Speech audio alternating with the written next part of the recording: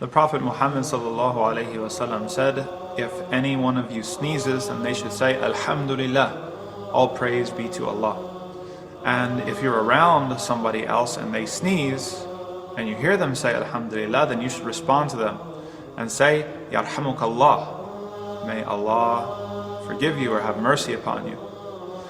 And if somebody says Yarhamukallah, then you should respond to them, Yahdikumullah wa yuslihu balakum. May Allah guide you and rectify your affairs.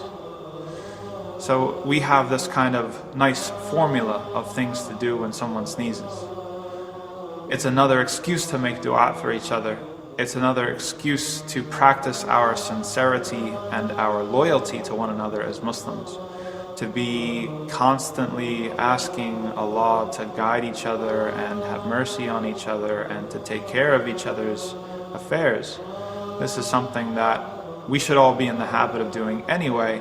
And one of the aspects of the wisdom of Allah having us do this when one sneezes is that it kind of programs it into our communal lives, where we regularly have the opportunity to make dua for one another.